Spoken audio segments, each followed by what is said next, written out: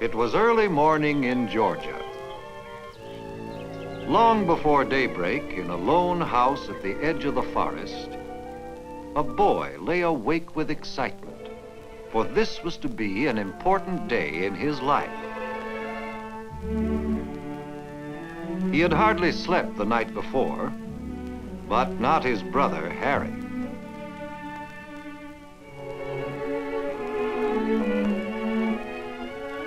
In all fairness, you couldn't blame Harry. For him, it was just another day of work. But for the boy, it was the first day of his vacation from school, and he was going to make the most of it.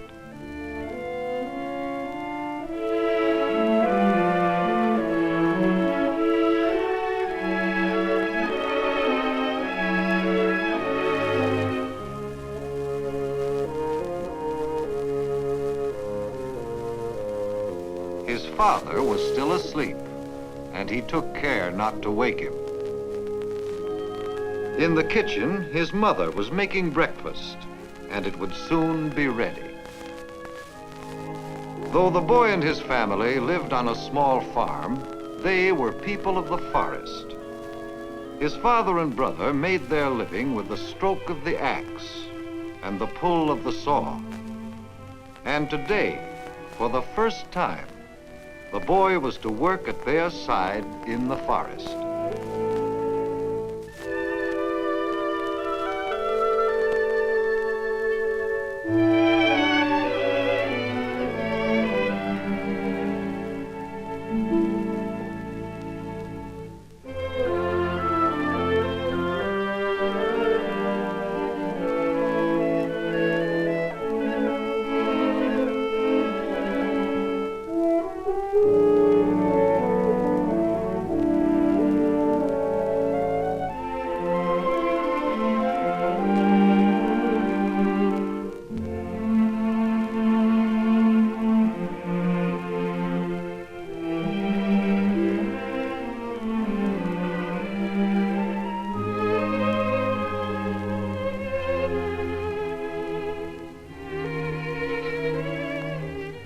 People often say, you're as old as you feel.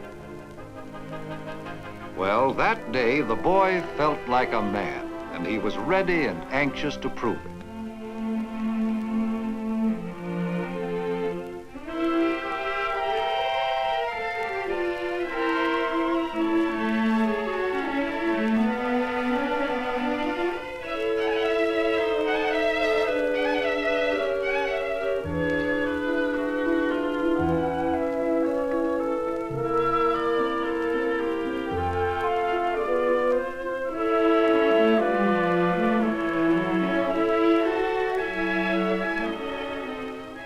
Yes, it felt good to the boy, having wonderful people for a family.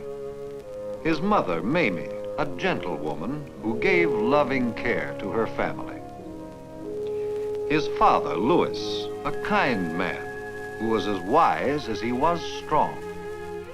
And his brother, Harry, who worked hard and said little.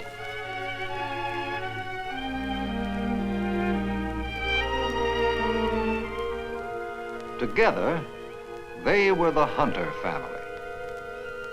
For over 80 years, the Hunter family has owned this farm. The boy's grandfather and his father before him cleared this land and planted cotton and tobacco. But ever since James's father was old enough to lift an axe, he had been a woodsman, cutting and hauling logs. His tools were the simple tools of the forest, the axe and the two-handled saw.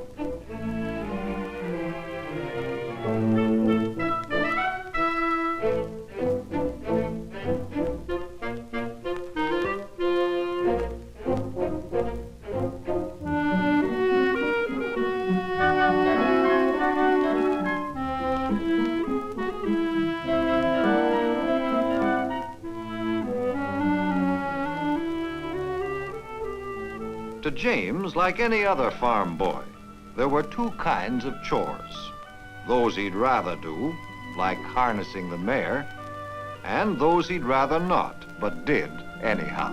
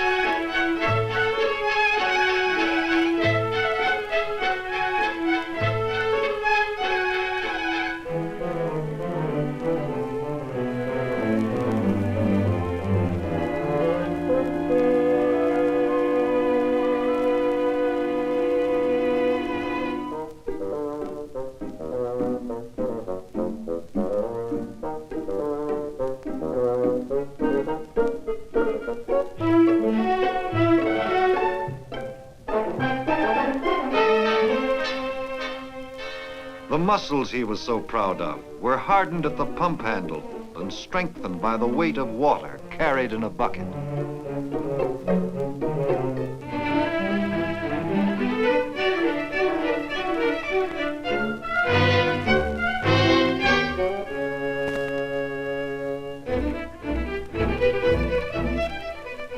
The hunters owned a truck for carrying the cut logs to the mill, and a mare called Lady, who dragged the heavy logs from the forest. The hunters have always worked for themselves, not for wages, and their earnings depended on how hard they worked.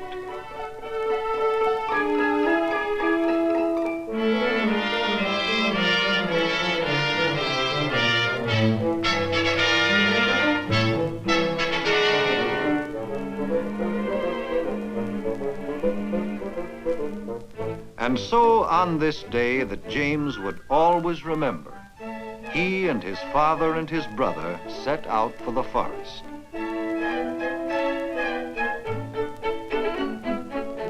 His chest swelled with pride, for today he felt like a partner in the firm of Hunter and Sons. As every morning, Louis Hunter stopped down the road to talk to Archie Hodges and his helper, Adams.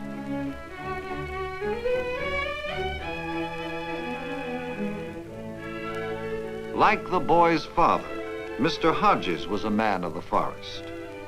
They were all good friends and neighbors, living by the code of the woodsman, respecting the unspoken pledge to help each other in time of need.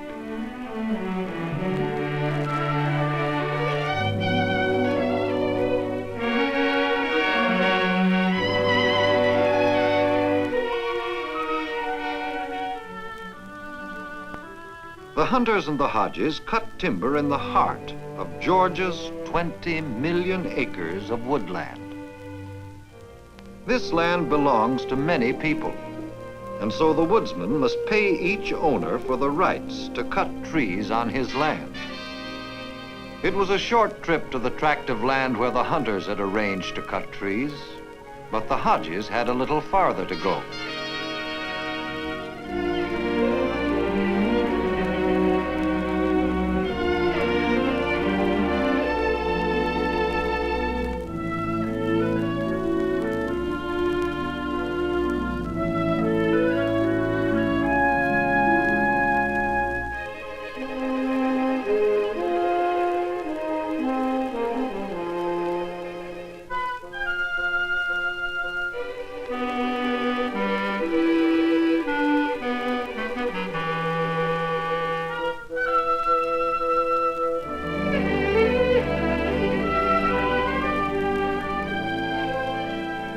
The pine trees stood up into the sky, straight and tall.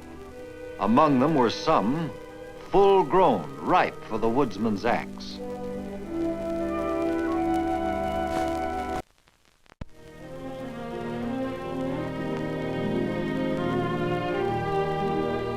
A tree was chosen. It was crippled in the direction it was to fall.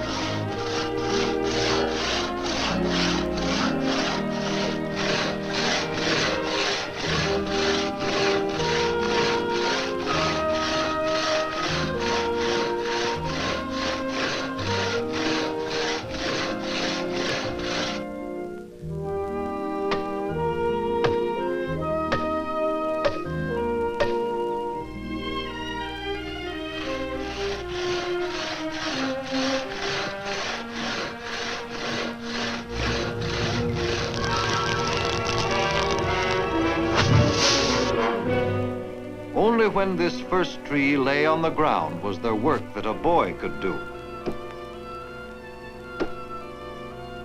Limbing the trees might not seem important, but it was help to James's father and brother. Another pair of hands swinging an axe meant more trees felled, for the boy was doing something that yesterday and the days before his elders had to do for themselves.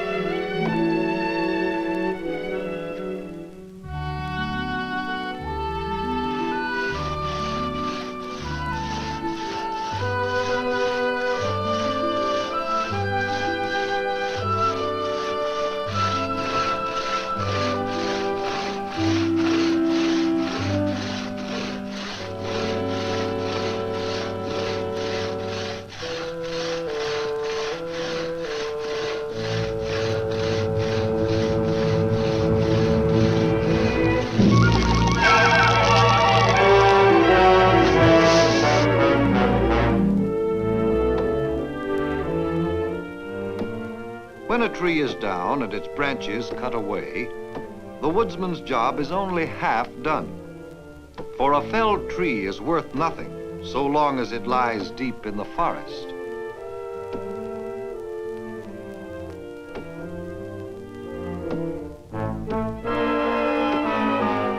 They could not bring their truck to the fallen trees, but with Lady's help, the trees could be brought to a clearing near the road.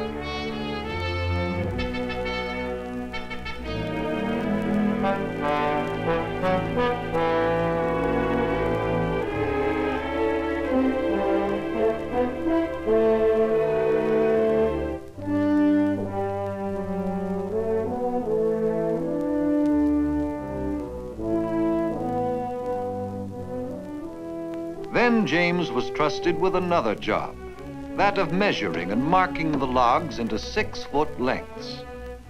That's the way logs for pulpwood are bought and sold in this timber country.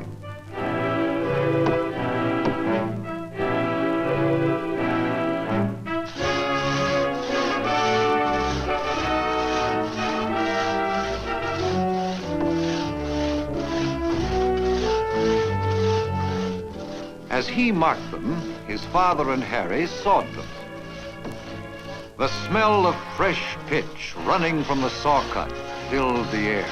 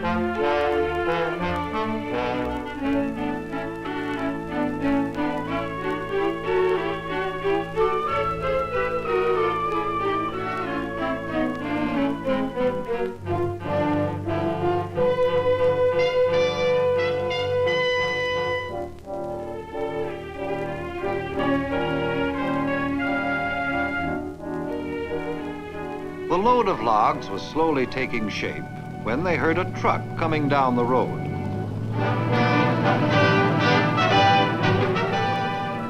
It was their neighbor, Archie Hodges, already on his way to the mill with a full load of logs.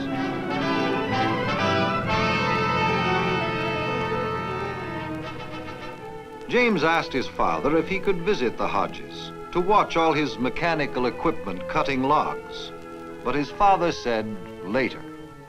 Now there was work to be done.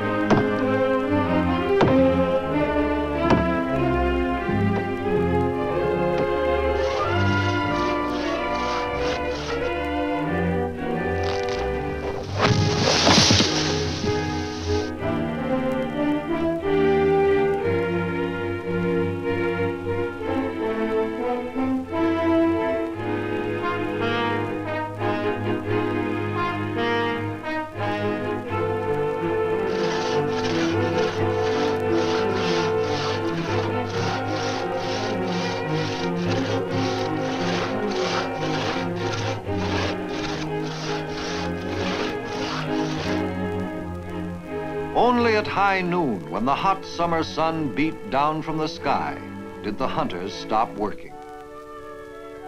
The time had come for lunch.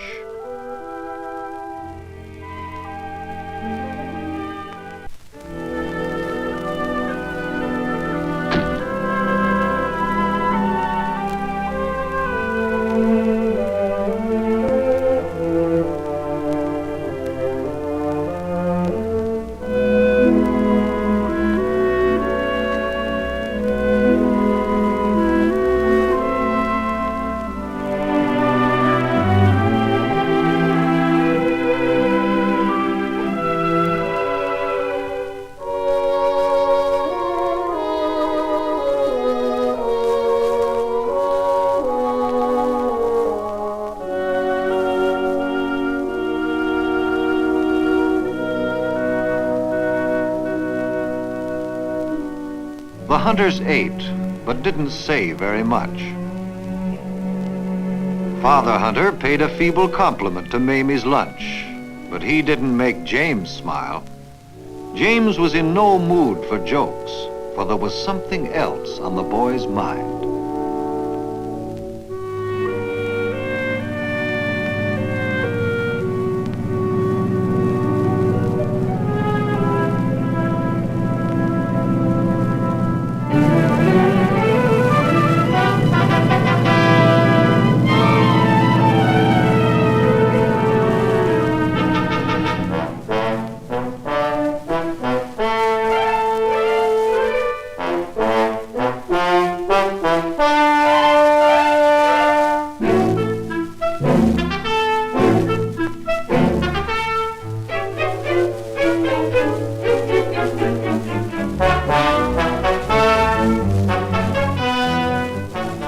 By mid-afternoon, most of the logs in the clearing were sawed and piled high on the truck. Yet there was room for half again as many logs.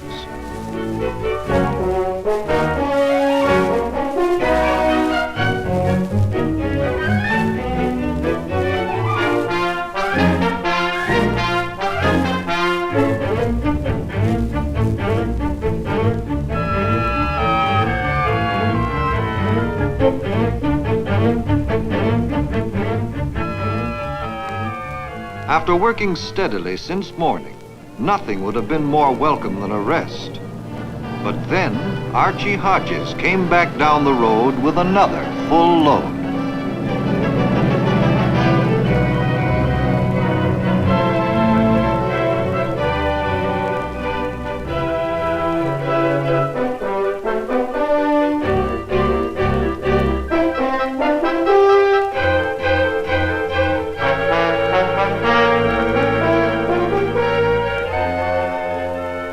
Among the trees in the clearing, one stood taller than the rest.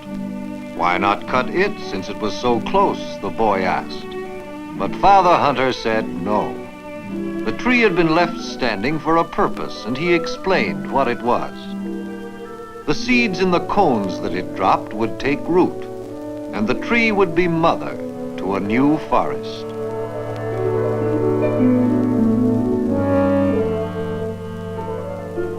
But there were other trees, older and sturdier, ready to be cut. Waiting for his work to begin, James thought about Archie Hodges and how fast he was able to cut and load. James decided to visit the Hodges and watch them work.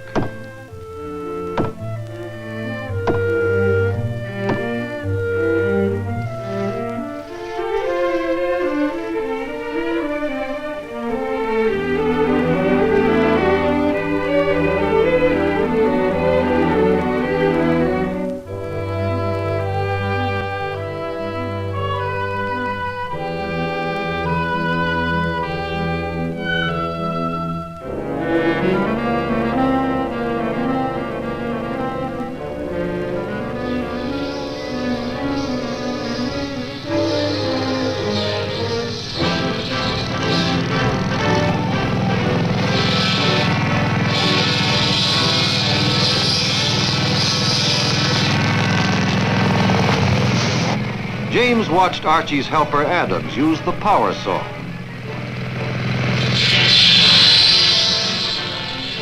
It cut through the trees like a knife through butter. With this power saw, it was no wonder that their neighbor felled 3 trees in the time the hunters cut one by hand. And instead of an aging horse, they used their tractor to drag the logs from the forest swiftly.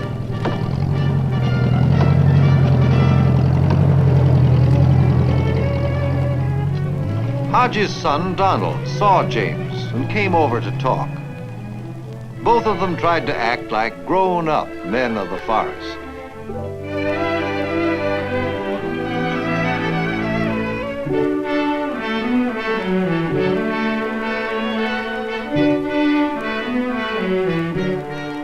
Donald's father came over and invited James to stay, but James said he had to leave.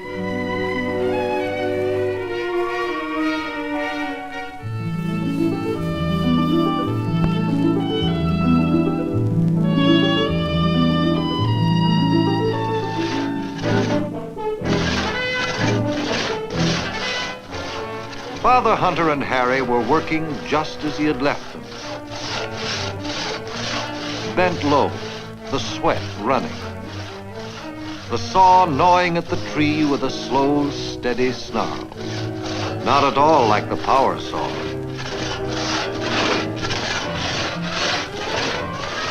The boy was sick at heart.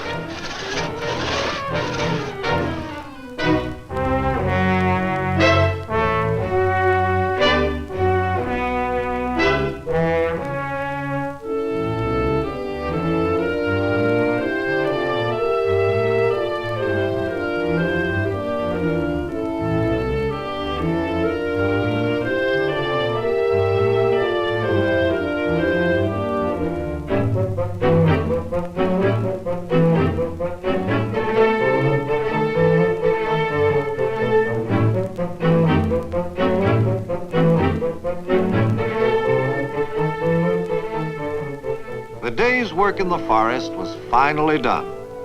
But the best time of day was yet to come, at least for the boy. For the first time, James was going to accompany his father inside the great mill which bought their logs.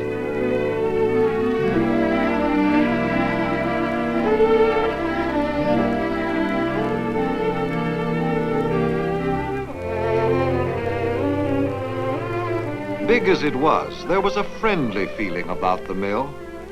The boy's father was known and respected for the honest, hard-working man he was.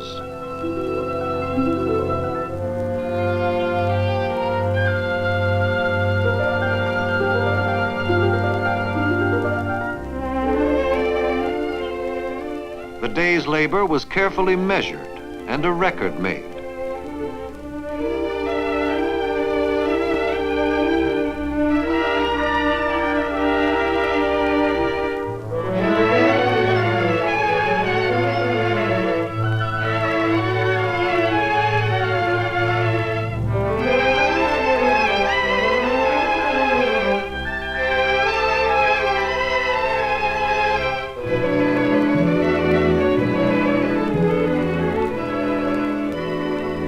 From the largest crane James had ever seen, a sling was lowered to cradle the load.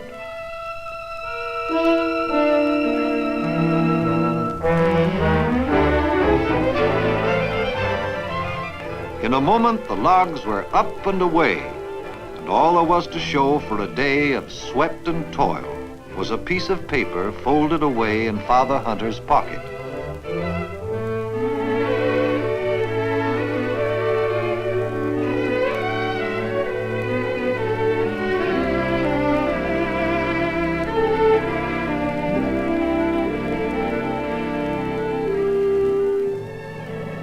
Father and son were on their way into the cashier's office when Tom Reese pulled up. He lived 10 miles up the road from the Hunters, but close enough to be called a neighbor. Even before the truck rolled to a stop, his power saw caught the boy's eye. People see beauty in different things. To James Hunter, that saw with its shiny blade and slim wheels was a thing of beauty. To Tom Reese, it meant something else. More logs with less work.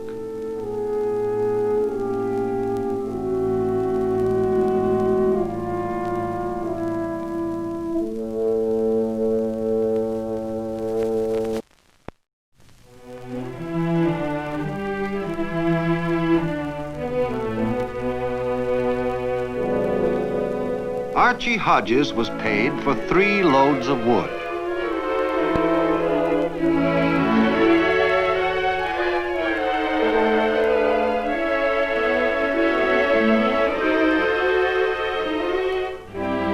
Tom Reese was paid for 3 loads of wood.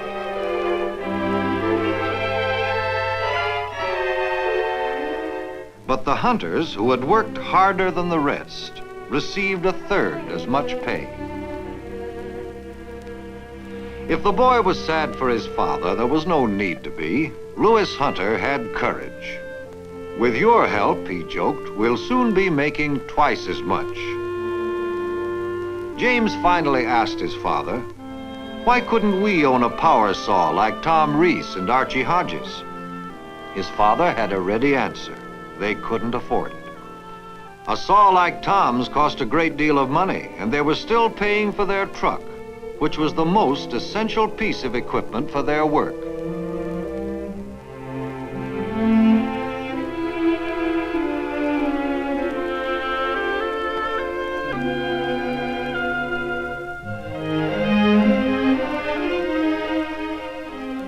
On the way home, James tried to think how they could save enough money to pay cash for the saw.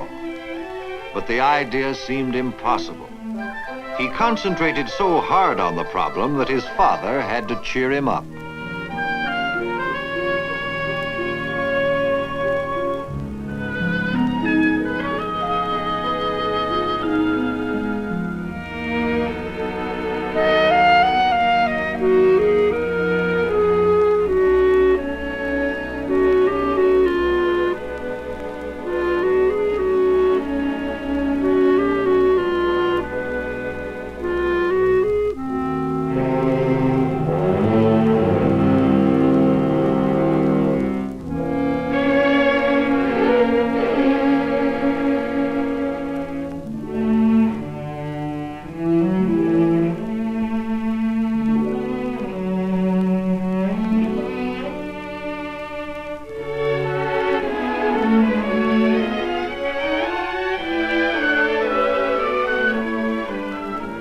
James didn't know it, but he had planted a seed in his father's mind.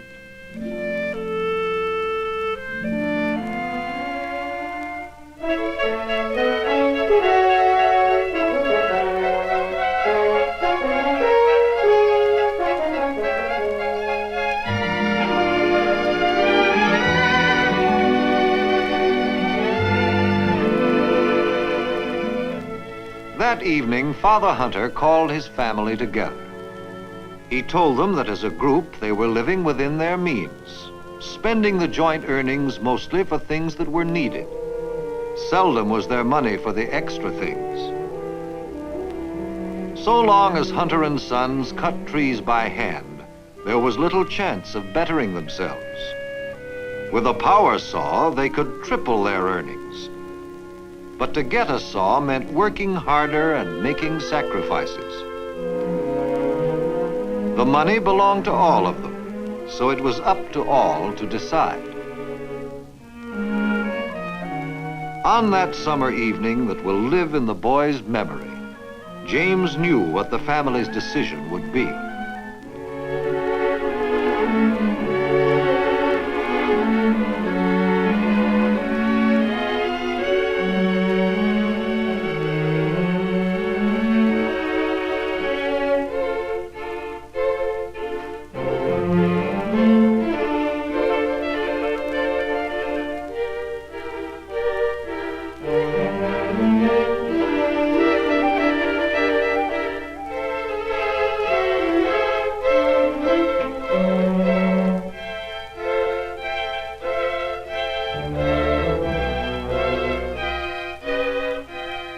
With his homemade bank, the Hunter Fund to buy a saw was started, and James, self-appointed keeper of the fund, made the collection.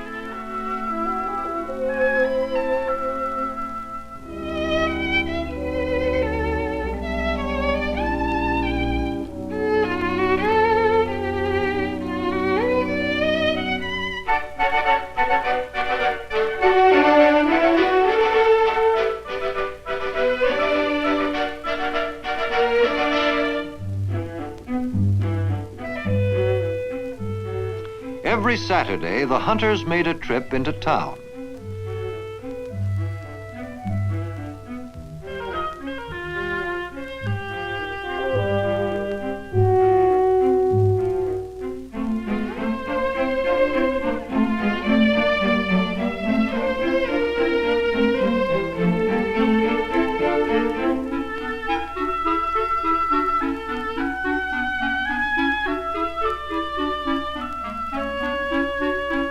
The road took them by the Reeses, their distant neighbors.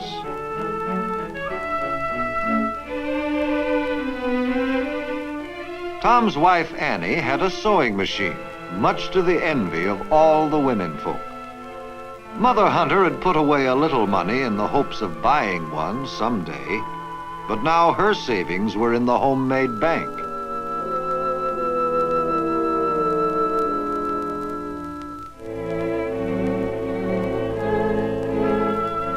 At the end of the road was the town where the Hunters bought their supplies and met their friends.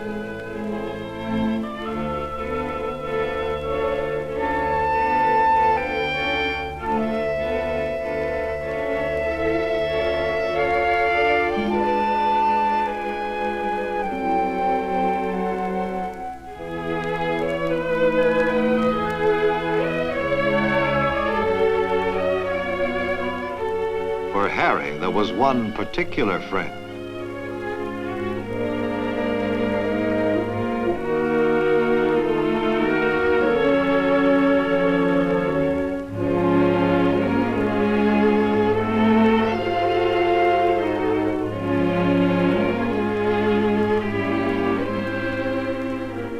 Yes, it was difficult to put aside the desire to buy things only because the money was being saved for something else.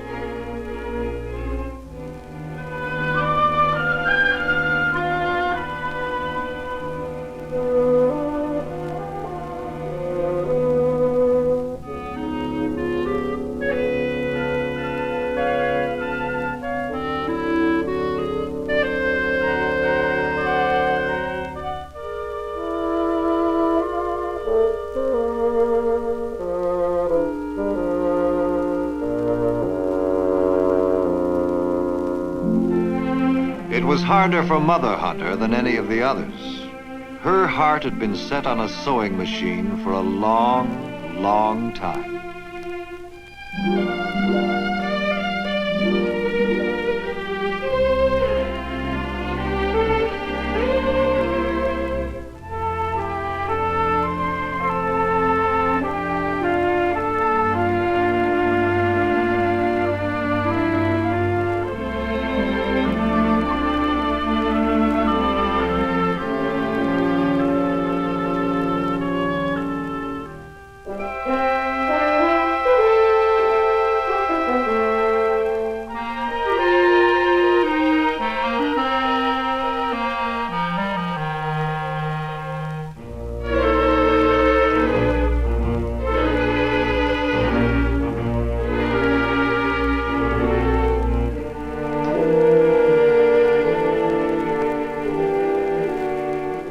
hunter soon discovered that shopping on her new low budget meant doing without some of the pleasant but unnecessary delicacies.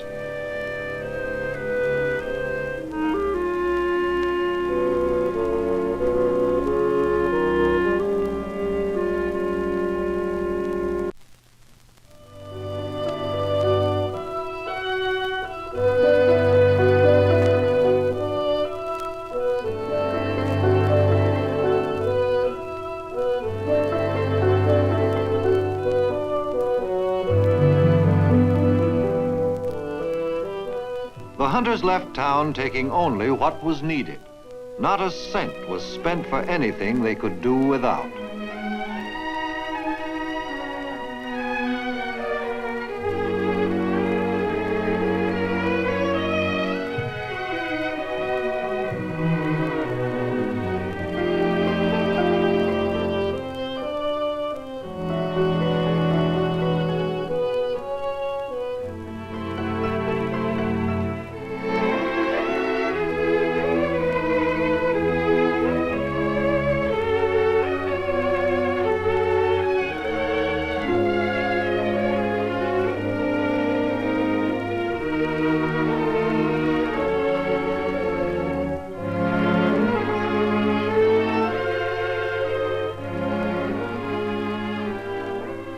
Each coin dropped in the jar was a personal sacrifice.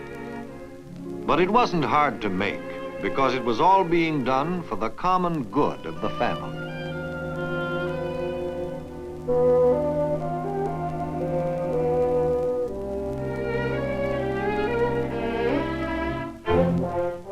All through the summer, the hunters were in the forest by daybreak. With these extra hours, they toiled harder and longer.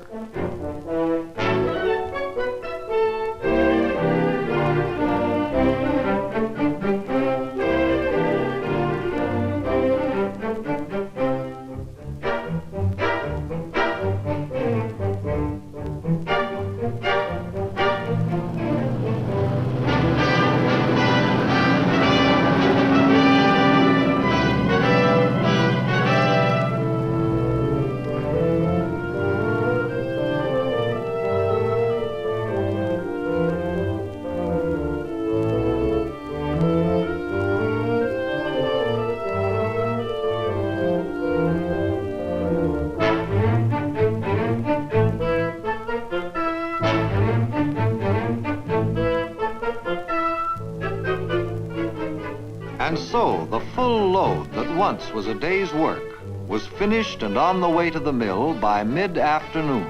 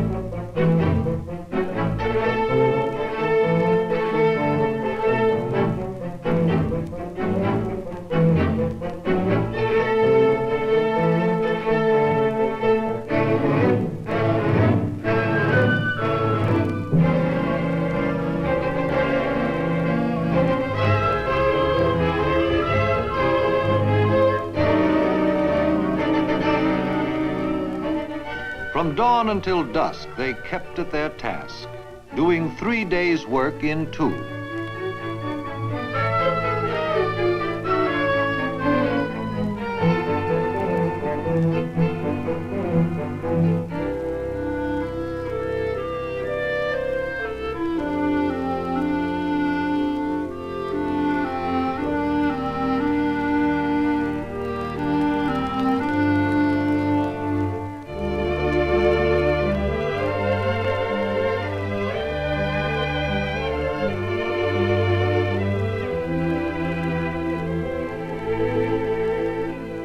Hunter truck was always last at the mill. They became a familiar sight to the workers on their way home at closing time.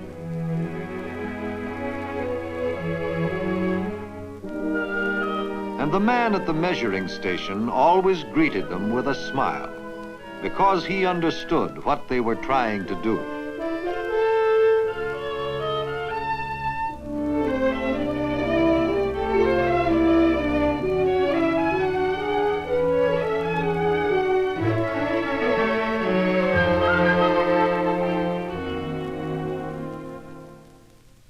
To the one on high, the hunters gave thanks for their daily bread.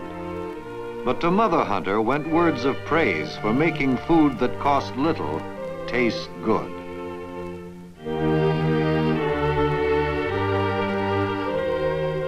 And after the meal, there was one extra course that gave more pleasure than cake.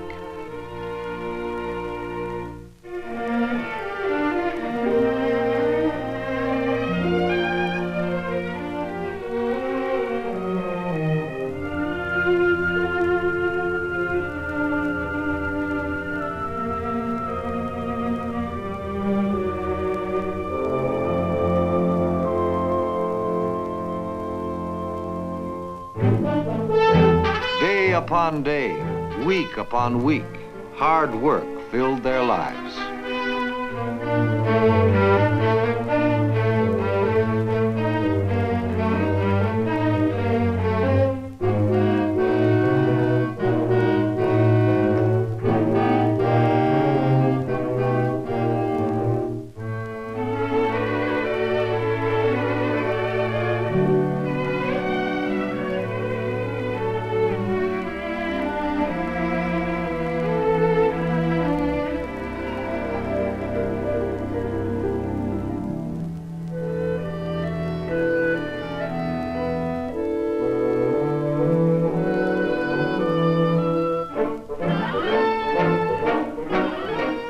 Each week passing put them closer to their goal, until one day,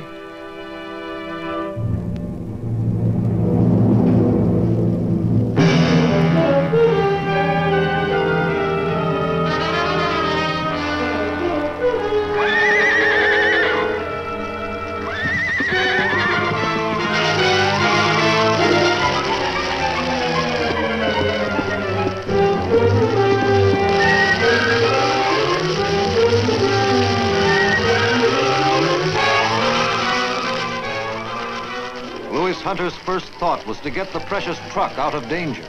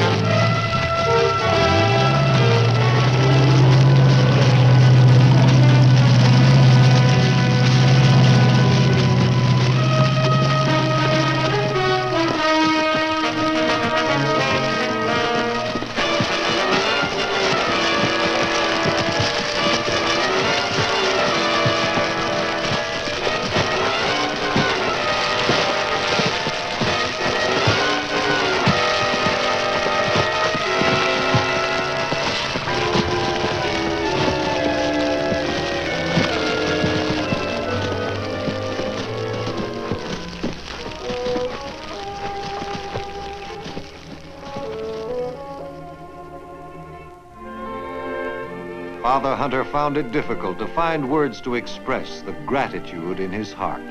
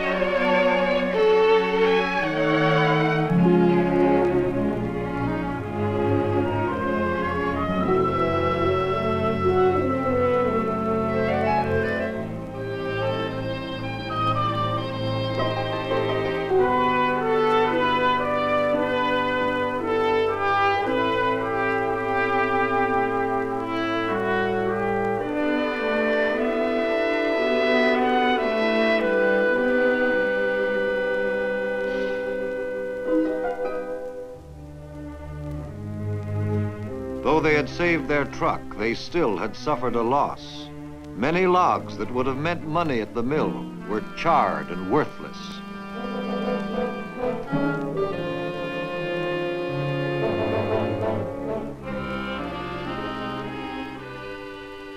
But Father Hunter was as sensible as he was good.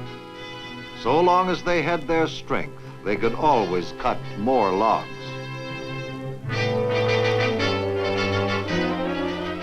And this they did.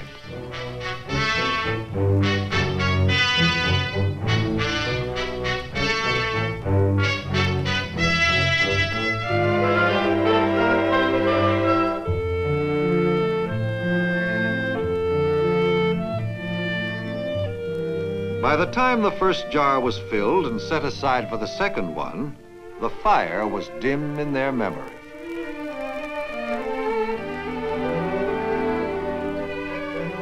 It was cotton picking time, and this year the little farm had given a bumper crop.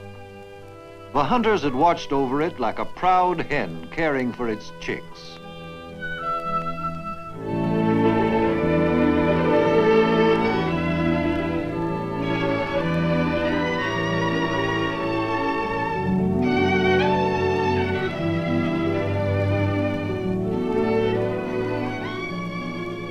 The money was collected and went straight into the jar.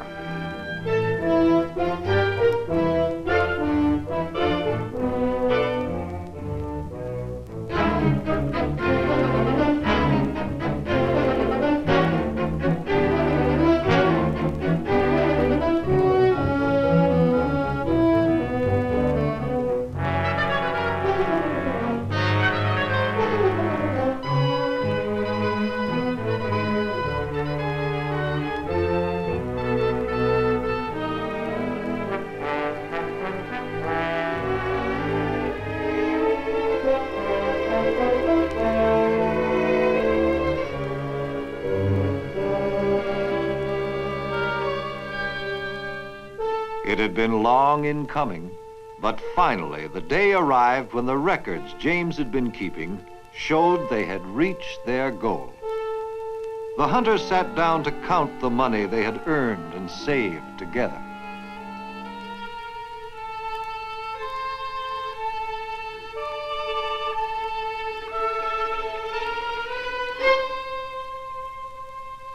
As keeper of the Hunter Fund to buy a saw, James was given the honor of final addition.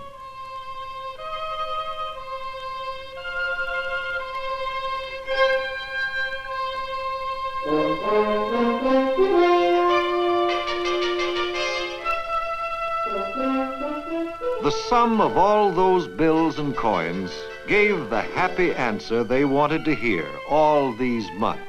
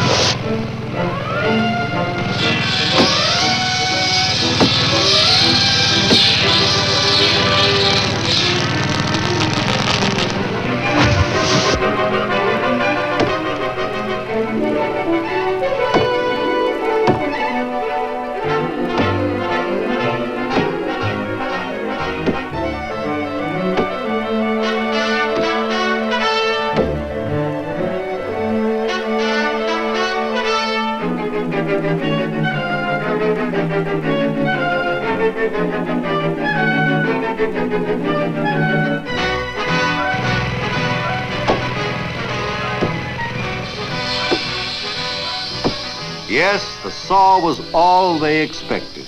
The whine of its blade and the purr of its engine became music to their ears.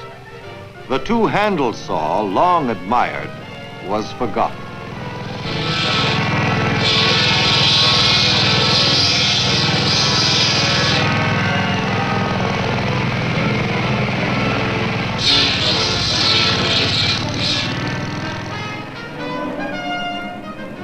By continuing to work from daybreak to dusk, Hunter and Sons were able to deliver a load of logs to the mill 3 times each day.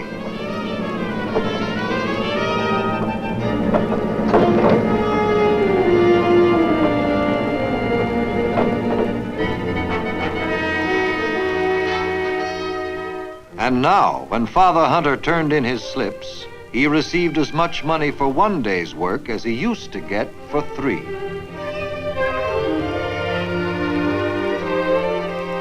It was a good thing, good for all of them, and it showed in many ways.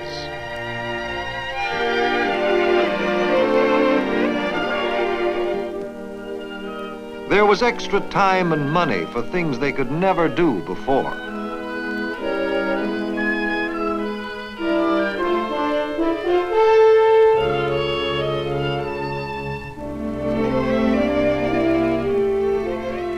And when there was finally enough money, Hunter and Sons didn't forget an obligation long postponed.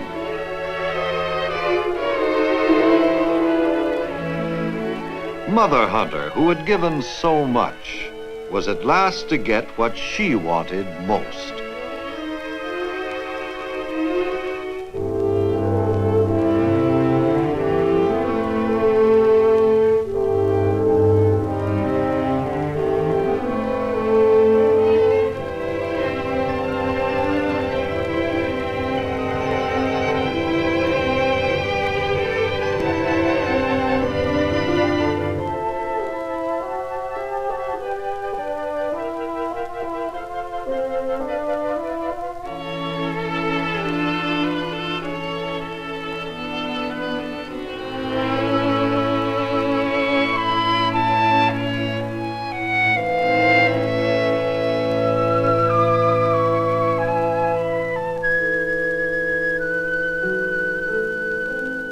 Father and Sons had never seen Mother Hunter happier, and because of it, they were all the happier.